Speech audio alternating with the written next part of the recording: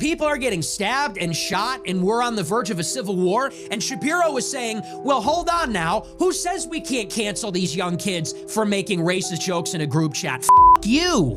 So guys, it's time to have an honest conversation about cancel culture. Because for those of you who haven't been following the news over the last week or so, Young Republicans, a national organization for members of the Republican Party, ages 18 to 40, recently had their group chat leaked in their New York chapter, where people like Peter here were revealed to be saying things like, "I love Hitler," and "everyone that votes no is going to the gas chamber." With Joe continuing to say, "Can we fix the showers? Gas chambers don't fit the Hitler aesthetic." And Anne responding saying, "I'm ready to watch people burn now." And others in the group chat calling Jews dishonest, or William Hendricks using the N-word, not with the hard R but the N-I-G-G-A and N-I-G-G-U-H. Or, "If I wanted to watch a monkey play ball, I'd go to the zoo." Or people saying grape is epic. And a lot more, but the ironic text being, if the group chat ever got leaked, we would be cooked. Because that's exactly what happened. And this led to the same cycle that generally happens every time there's a scandal like this, aka one of the members of the group no longer being employed at their job, and New York Republicans denouncing the chat, and Bobby Walker saying there's no excuse for the language used, it's wrong and hurtful and I apologize, adding that he's committed to moving forward with greater care, respect, and accountability in everything he says and does, which was fruitless in the sense that the GOP has disbanded that chapter, allowing them to reconstitute with new leaders. And there's a couple perspectives I want to touch on, and it's not necessarily to excuse everything that was said, it's more so that we don't know the full context of everything. Yes, on the surface it looks bad, but to me at least some of the text messages had to have been in jest.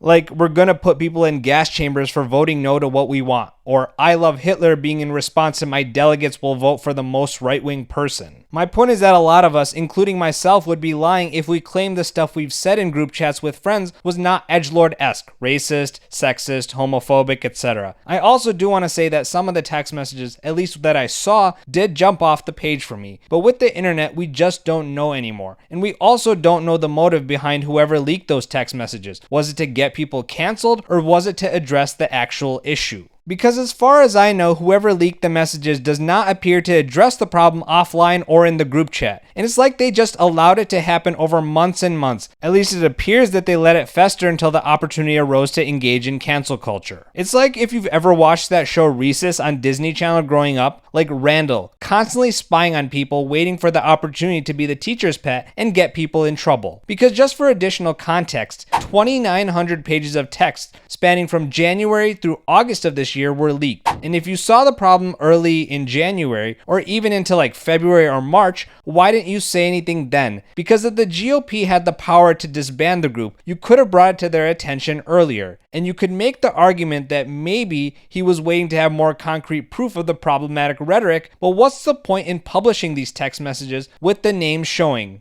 Because yes, we all should know by now that what you say anywhere can become a matter of public record in seconds, but that's exactly what cancel culture is. We have to disincentivize making everything everyone's business. And when asked about this, VP JD Vance seemed to share at least some of that perspective. I'm sorry, focus on the real issues. Don't focus on what kids say in group chats. But there's another angle to this that I just have to be honest about. I mean, I'm like an old guy at this point. I'm 41 years old. I have 3 kids. I grew up in a different world, right, where most of the stupid things that I did when I was a teenager and a young adult, they're not on the internet. I'm going to tell my kids, don't put things on the internet. Like, be careful with what you post. If you put something in a group chat, assume that some scumbag is going to leak it in an effort to try to cause you harm or cause your family harm. But the reality is that kids do stupid things. Especially young boys, they tell edgy, offensive jokes. That's what kids do. And I really don't want us to grow up in a country where a kid telling a stupid joke, telling a very offensive stupid joke, is cause to ruin their lives. And at some point, enough of this BS.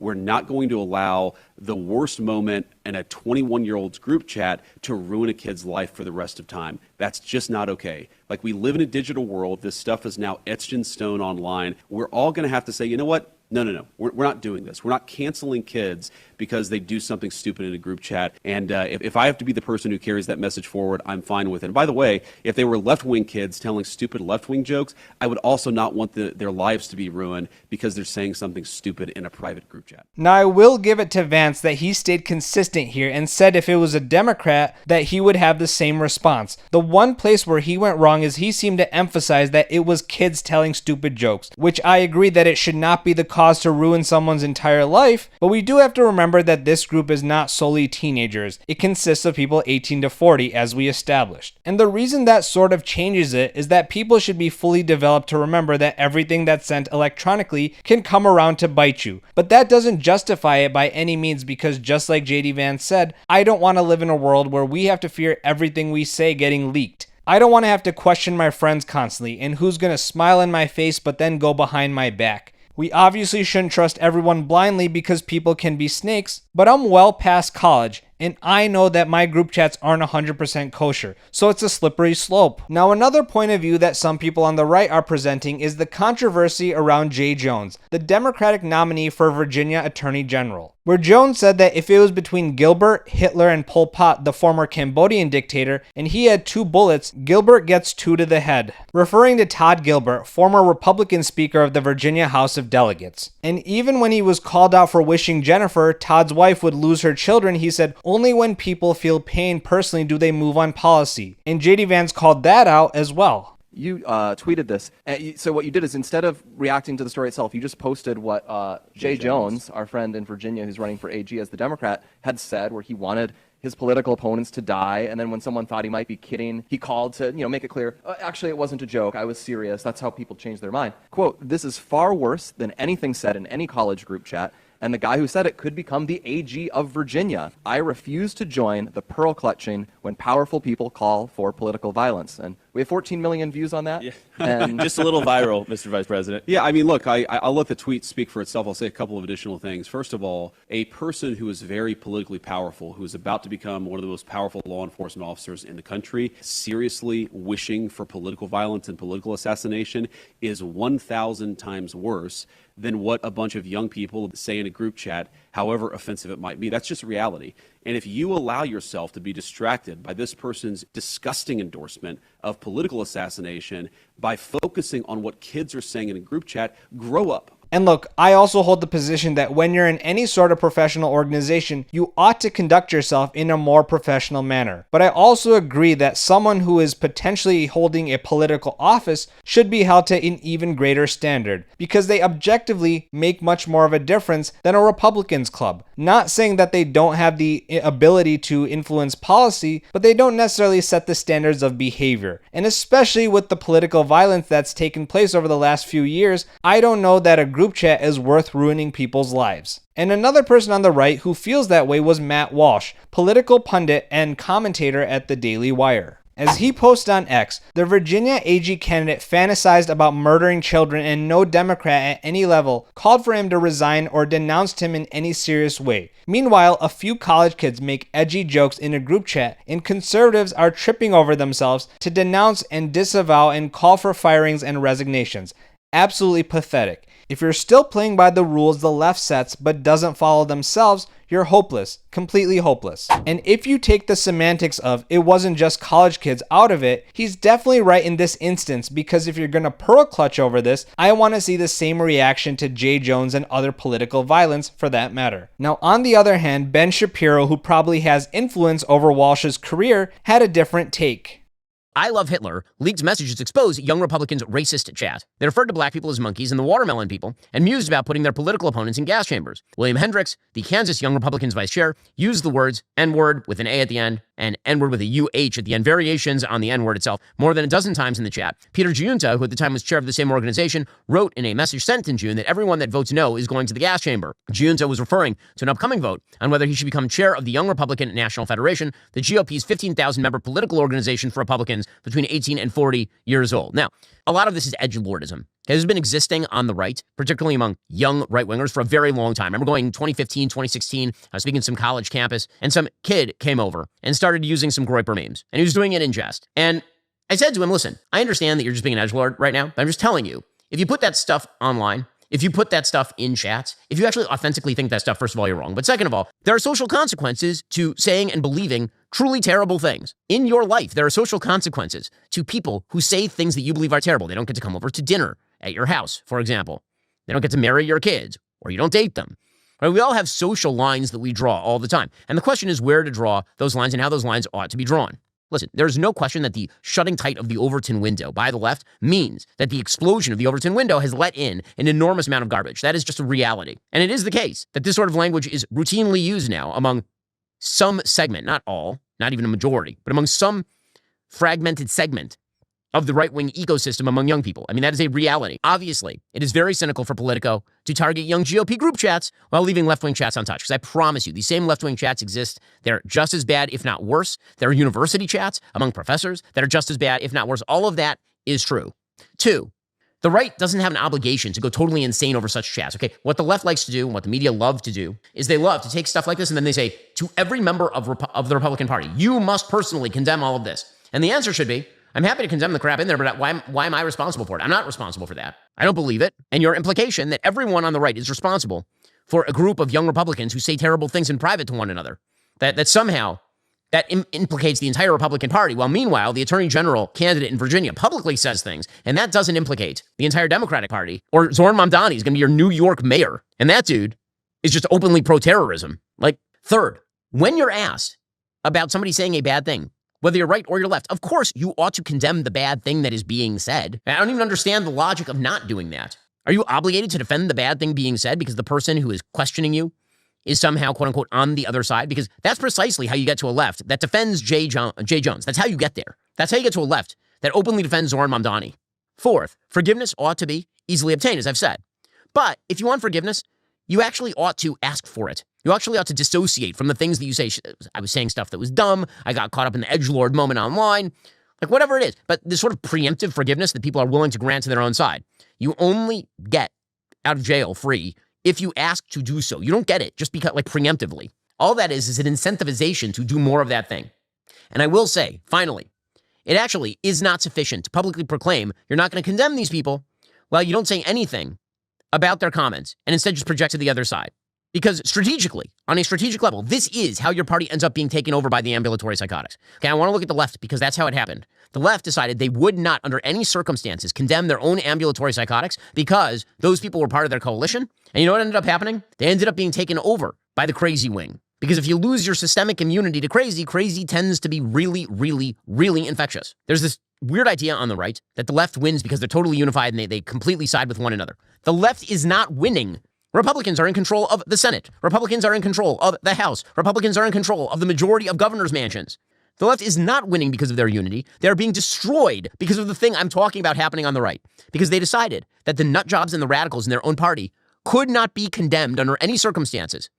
Look, I agree with Ben at face value that if you can't condemn your own party when they do something bad, that's how you lose your moral standing, and I do believe that the people who were the biggest voices for the Democratic Party could not bring themselves to condemn each other when it mattered the most during the 2024 election cycle, and that played a part in their overwhelming losses. And sure, Ben is saying that you're not responsible for everyone in your party, but really step back from his take. And for me, I see an undertone. I have a feeling the only reason Ben is trying to make the case that this particular thing needs to be condemned is because there were references to Hitler or gas chambers, Jews. And I'm not saying he doesn't have the right to take offense, but if the only thing that those guys said was the N-word a bunch of times, I doubt Ben would be emphasizing that you need to condemn this. Because even the examples he used, Zoran Mamdani, whom the biggest gripe with him I bet is how pro-Gaza he is, which side note I'll say about Zoran, when he said globalizing the Intifada, I didn't like how the term was used. I think it was a bad move on his part, but ultimately Zoran, even if I disagree with his views, I don't believe he's a raging anti-Semite who supports terrorism against Israelis.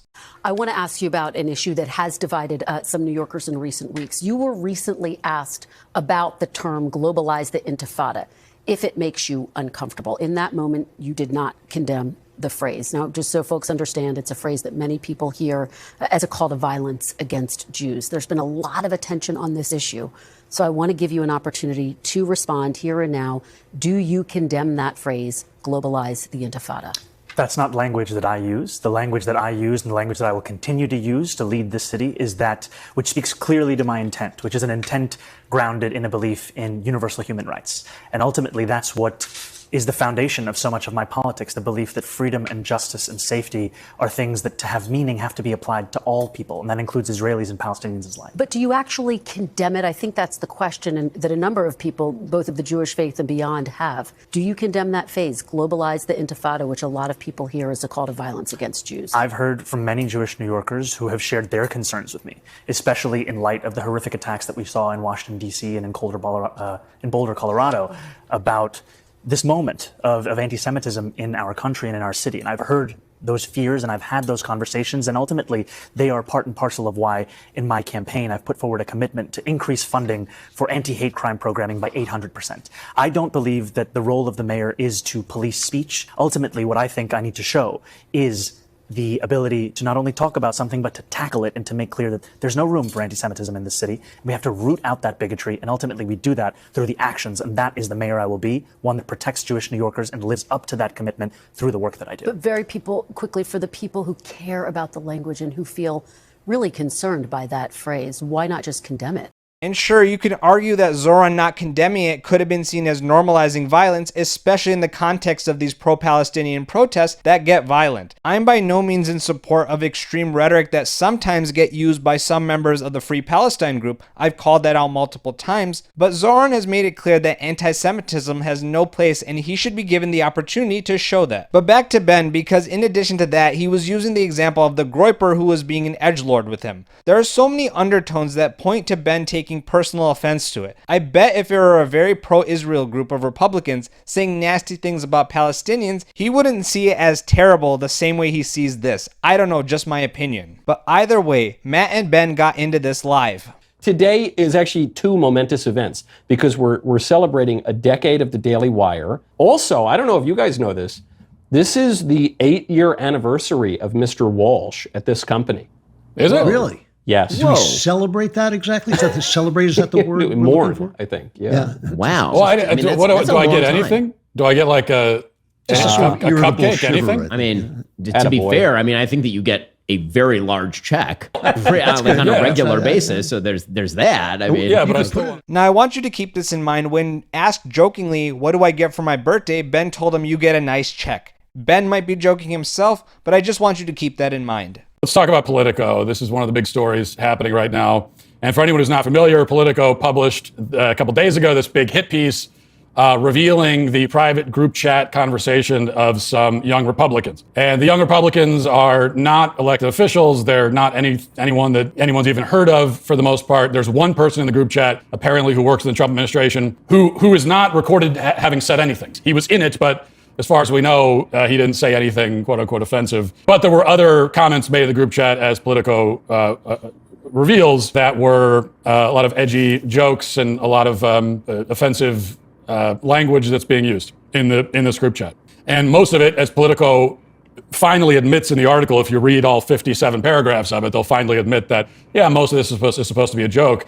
Although they don't, of course, put that in the headline. And the title of the article has the quote, "I love Hitler." And when you look at the context of that comment in the group chat, it's very obvious that it is a joke. It's sarcasm, very much in line with the kind of sarcasm Republicans use all the time about, yeah, I'm real far right. I guess I love Hitler. These are private messages between people that no one knows. And the only reason why the media is showing us this, the only reason why they're doing this is obviously it's a political hit. And in particular, they're trying to distract from the fact that the left has spent the last month, I mean, really much longer than that, but especially the last month, openly celebrating political violence. And now we have a attorney general candidate, who's probably going to be the next attorney general of Virginia, who was in his own messages saying, not as a joke, that he wants his political opponents to die and even their children to die. And he was very specific that he was not joking about it. And so the left is looking to distract from that. And some Republicans have been very quick to offer their denunciations, to say how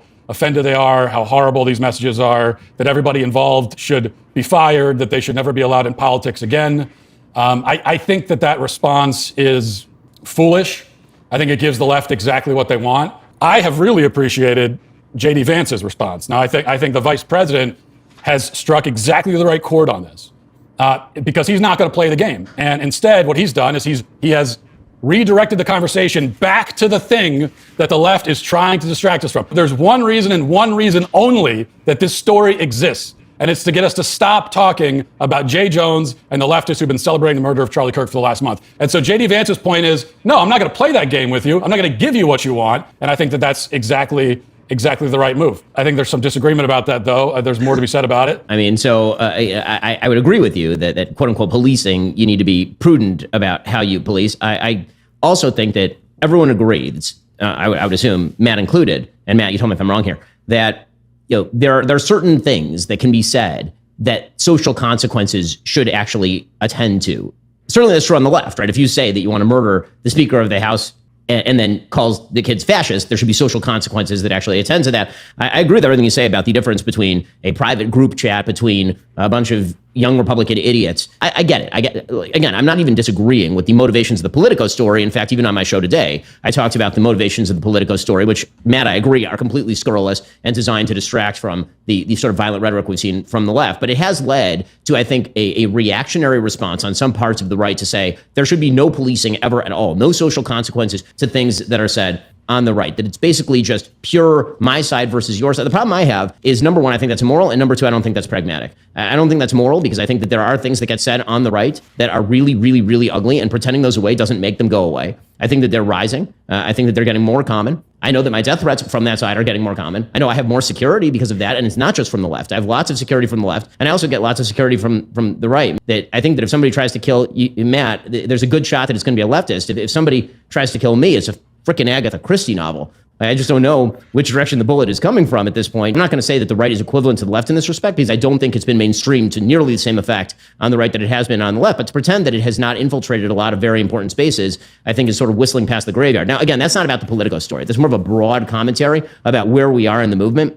Okay, only Ben could go into that diatribe about how he has more security because of the far right too. Seems like Knowles and Walsh are just like, will this guy get to the freaking point? It's just kind of funny. We all have things where, again, I'm not saying cast into the outer darkness, right? I'm not calling for any of these people who I think everyone knows who I'm referring to, but I don't think I'm calling for any of these people to be deplatformed, removed from YouTube, or removed from Twitter. In fact, I've called for many of these people, Nick Fuentes, for example, to actually be returned to Twitter, despite the fact that we have some pretty significant disagreements, including the fact that he thinks that I and people like me are scurrilous, sons of Satan, or whatever, however he would put it. But that is a different thing from, is this person part of, quote unquote, the movement that I belong to? And the answer there is he doesn't think I'm part of the movement that he belongs to, which he's made very clear. And so that gets into the question of there's the morality of when someone says something bad, should you condemn it? And I think that as a general matter, you can do what Winsome Sears did, right? Winsome Sears is running against the attorney general candidate in Virginia. She was asked about the Politico chat. She says, yeah, that's bad. Now you do Jay Jones,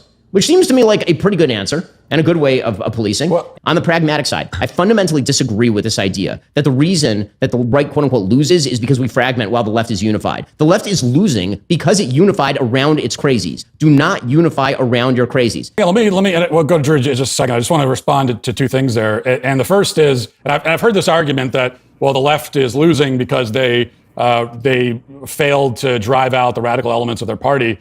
I think there's a false premise there, though. I don't think that's actually happening. I think, Mamdani, one of the most radical political figures we've ever seen in this country, is about to be the mayor of our largest city. Because there are no Republicans or moderates in New York, man. I mean, Trump's been president twice, and it was the trans issue that killed Kamala Harris in the last election because they won't stop doing the trans issue, which is the most extreme element of the party. Yeah. And the trans issue was a big problem for it. But that's another thing, too, is that when we talk about the radical element of the left, denies basic biological reality. I mean, you're militating against these basic realities that we all understand, and that's not happening on the right. There is no equivalent of that, of someone saying that men can have babies. Like there's no exact equivalent of that.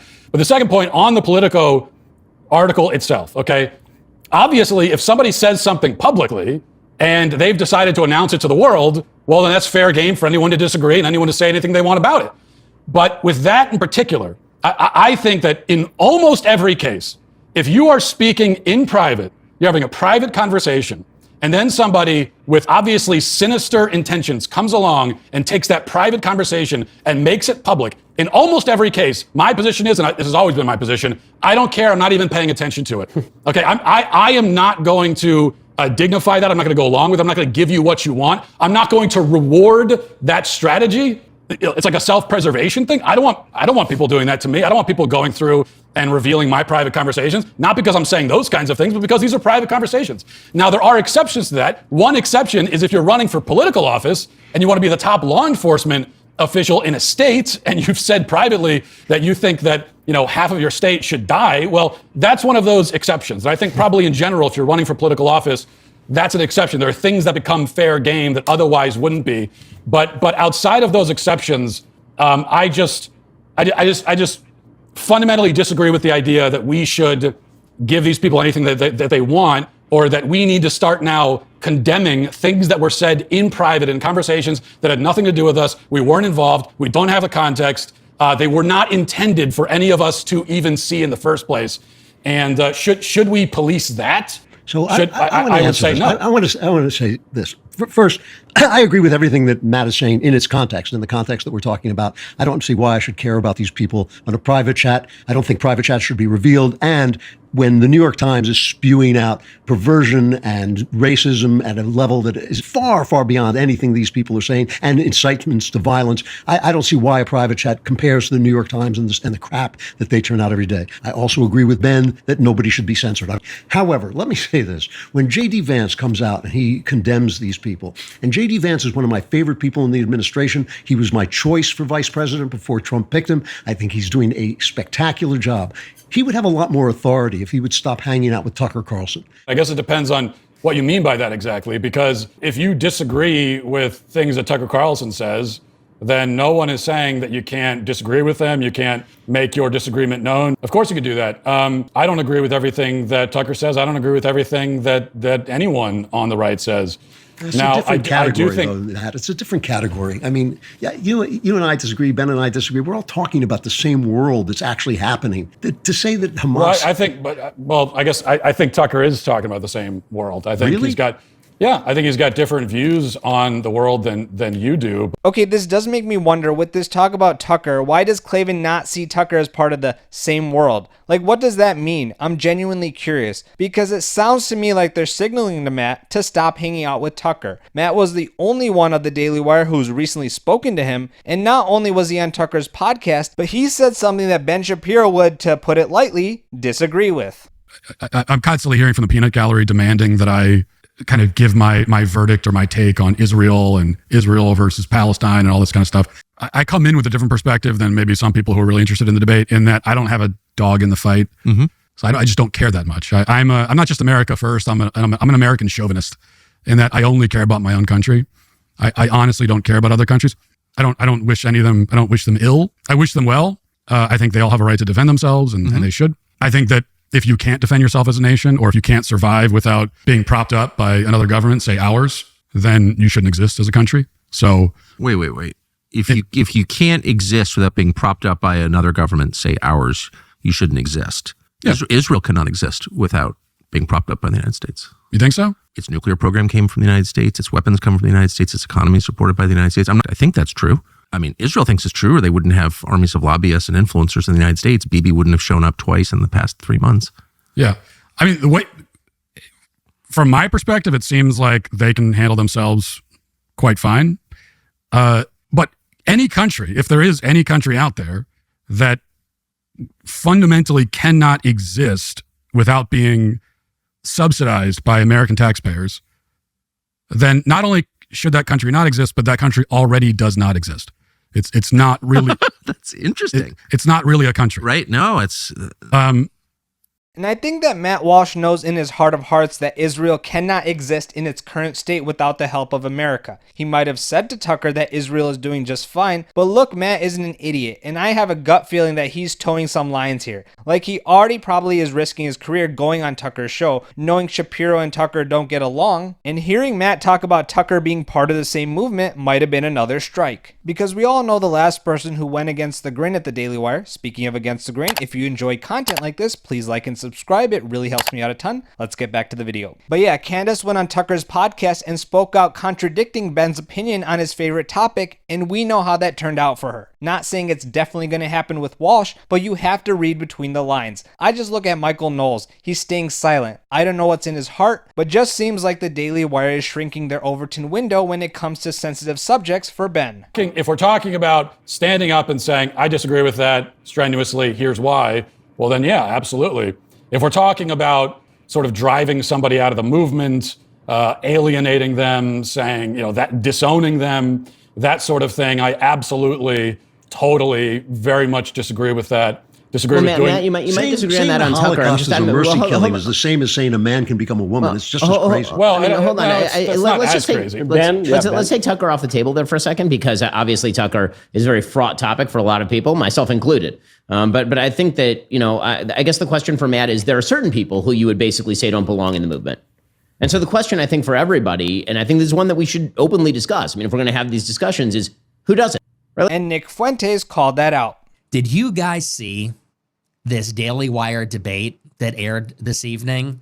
Michael Knowles saying, "Oh, we're celebrating Walsh's 8 years at the company," and Klavan goes, "Oh, it's a somber, it's sad. Oh, it's unfortunate." Yeah, Walsh says, "Oh, what do I get? Do I get a cupcake? Do I get a parking spot?" Shapiro says, "I'll tell you what you get. You get a big check every month. You get a huge paycheck every." Oh, these people. He actually said that. I'm not making that up. They're joking. It's like workplace banter. Well, Shapiro says, you get a big check. You get a huge check with a lot of money every month. That's what you... Okay. Is it me? Am I reading too much in? Like, that's who these people are. That's who they are. No shame. No honor. Not an ounce of introspection. Self-awareness. Much. Now, to be honest, I wouldn't have thought much about Ben Shapiro's "you get a big check every month" comment when it came to Walsh's birthday, but when you put it all together, Shapiro just seems to be silently stewing over Walsh's free thinking, and maybe I'm reading into it, but it's giving "I'm paying you, stop complaining and get back to work" type vibes. Get back to work, Matt Walsh. Get back to work. Do not criticize Israel. Oh, yes, sir. Yes, sir. Yes, sir, Ben Shapiro. Literally. Oh my gosh, guys, they are losing the plot here. They can't help it. They are in a death spiral. I mean, they are in a pattern of behavior where everything they do makes it worse. And it seems like there's nothing they could do, like they're not capable of doing anything that can make things better. Their behavior is causing people to really not like them. And their response to this is to just increase those behaviors.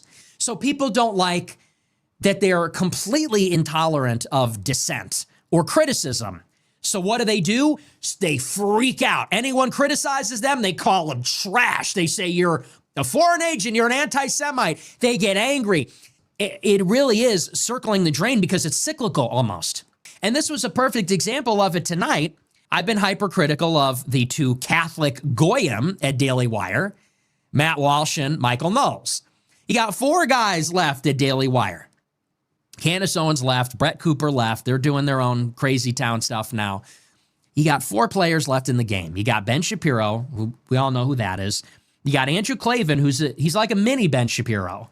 Now, I will say that Klavan is definitely funnier and has less of an annoying voice than Ben, but it does seem, just from the little bit I showed, that he's sort of aligning with Ben for purposes of not wanting any dissent. Just my observation, and I think Nick can pick up on that. It is my humble opinion that Michael Knowles and Matt Walsh are what is keeping Daily Wire afloat.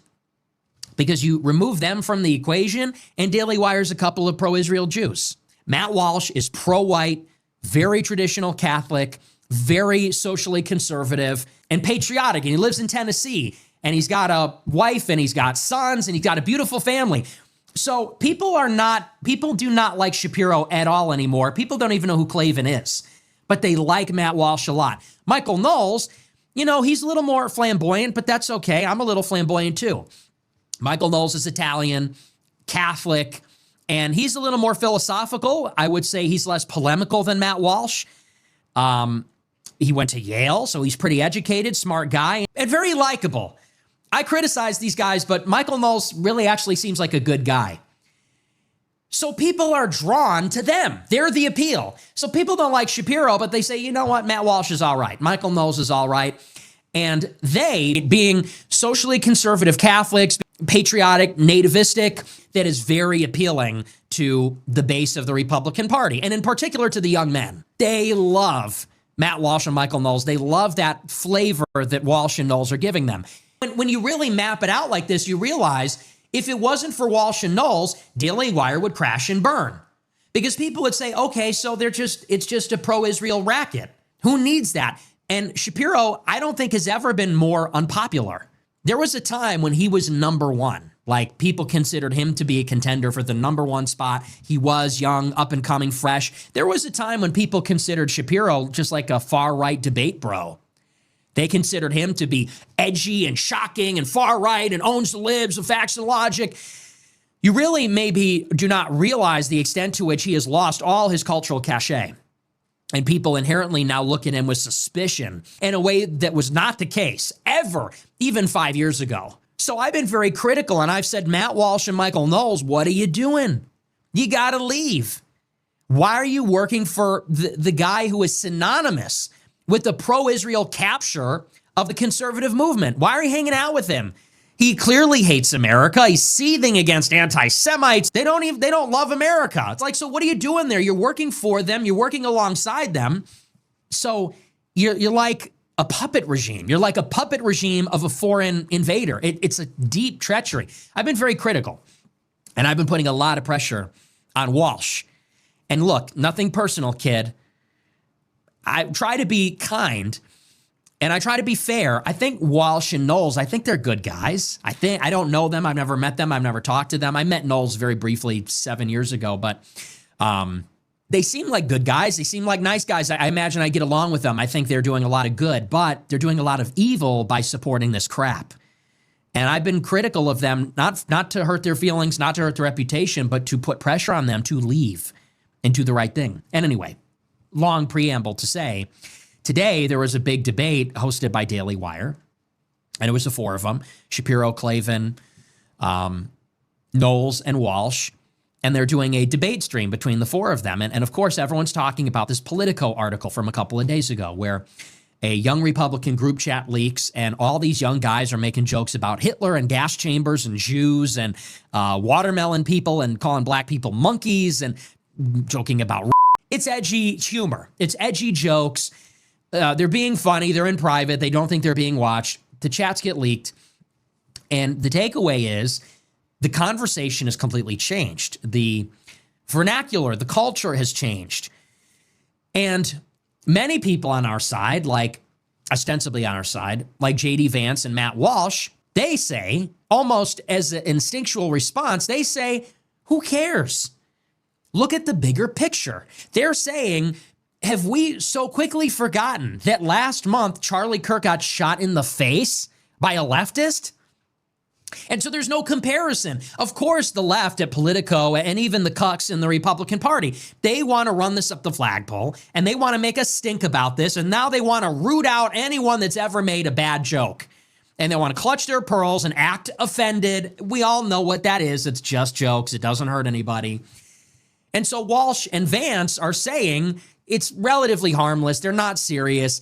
And what's more, let's look at the bigger picture. The left wants us dead. Sometimes they make it happen. They kill us. People running for office for the Democrats want us dead. You got a Senate candidate in Maine. It just got revealed, said every Republican's a racist idiot and I'm a communist. You have an AG candidate in Virginia who said these kids need to die. And so Walsh and Vance are saying, where do we find the dividing line of what's appropriate? How about there's some people that don't want to kill us and there's other people that are shooting us in the head? So Walsh at Daily Wire really goes out on a limb to defend in principle edgy jokes. And Shapiro says, no, this is a growing trend. The youth are getting radicalized. They think this is acceptable and it isn't, because this does reflect a callous indifference to, let's say, racism or anti-Semitism. This does represent a step up on the ADL's pyramid towards the Holocaust. He said if Matt Walsh gets killed, it's going to be by the left. He said if I get killed, it might be by the far right because they don't like me for being Jewish. Shapiro is like lecturing Walsh and saying, you are excusing the speech on its face. They haven't apologized and you're forgiving them anyway. The country's getting more hard right and these people want to kill me for being Jewish. Blah, blah, blah. And Matt Walsh, no joke, look at his face in the clip. He blinked about 109 times. He's sitting there while Shapiro is lecturing him and really putting the screws in him. And Walsh is like this, blinking 100 times, like, hey, Matt, blink if you're, blink if you're being held hostage. And you got to wonder what exactly is going through Matt Walsh's head here. Walsh and Vance both understand this. And maybe, I don't like Vance. Maybe he's saying it because it plays well. On some level, I don't care.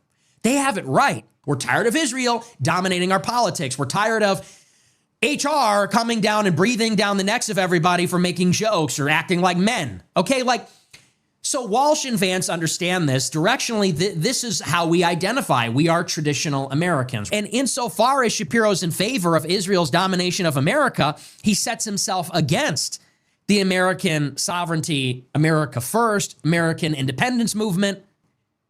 When we think of what an American is, we're supposed to think of something particular and definite and discrete. And by discrete, I mean tangible and whole. And it's good that they're pro-white. It's good that they're nativistic and patriarchal. That's a good thing. And Matt Walsh knows that, and J.D. Vance knows that, and you know that, and I know that. Because these radical young white youth are going to grow up and they're going to fight for America. But that comes with something else too. If you're America first, you're not Israel first. If you're America first, you're against all their wars, their foreign aid. And obviously Shapiro sees this as a bad thing. Think about where we're at. Charlie Kirk got shot in the face for being a Nazi. And Shapiro, your boss, is concern trolling about a group chat. Whose side is he on? Like, people are getting stabbed and shot and we're on the verge of a civil war. And Shapiro was saying, well, hold on now. Who says we can't cancel these young kids for making racist jokes in a group chat?